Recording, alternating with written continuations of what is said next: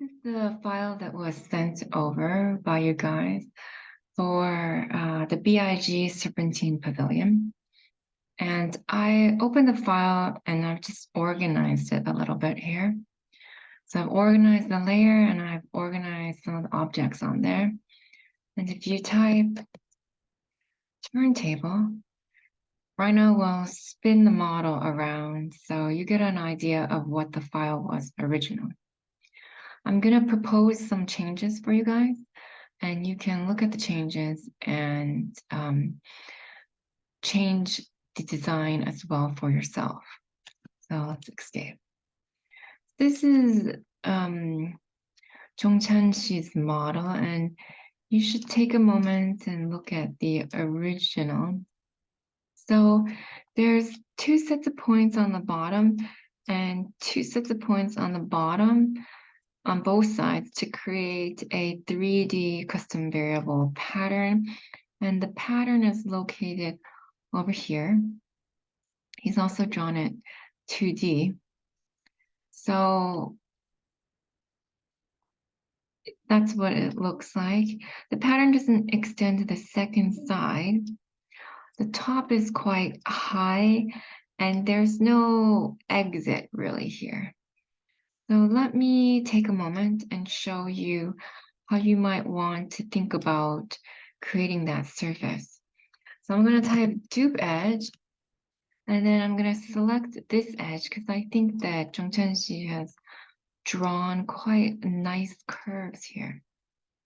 So I'm going to duplicate those, and then I'm going to move them over so you can see them. Move them by 200. So these are broken curves. I want them all to be one curve, so I'm going to join. Type join to join them all. So now it's two curves. Okay. Then I'm going to tap Alt, and then I want to just copy it up by about 5. And then in the planner view, I'm going to do project. And then I want to draw a straight line. So I'm going to draw a straight line here so that they can merge at the top. So I'm just going to tap Alt and then pull the gumball all the way to maybe, let's say 50. Maybe a little bit higher so that Sarah, she can walk through. And this is 75. Let's see what the distance is between here. Distance is 35. Tight. 35. Let's say multiply by 2. So 1 to 2 scale right now. 1 to 2 scale right now. So 1 to 20 scale. So if this is 75, it's 150. Still too small for Sarah. Let's move it up a little bit more. Give her a little more headroom. So I'm going to then copy that one more time. So tap Alt, pull a gumball, and I'm going to hit maybe 50. That's too much. 25. Okay. So how do we find the surface that we want? I'm going to,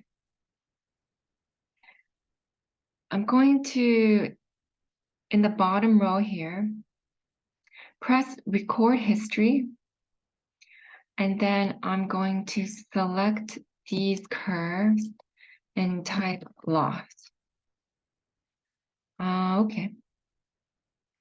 And now, if you look at this, if I move these curves now, sorry, let me just select these curves.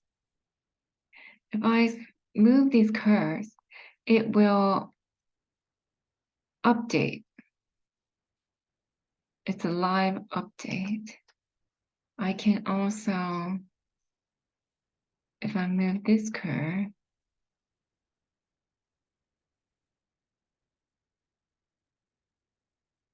it will live update as well. So I can adjust the surface until I'm happy. I'm gonna hit record history again, select these curves, and then select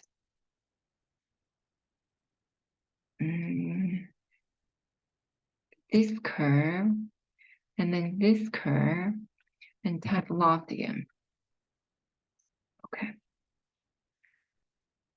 So if you see, I zoom in on this, the curves are not straight, they're kind of passing each other right now, but that's okay.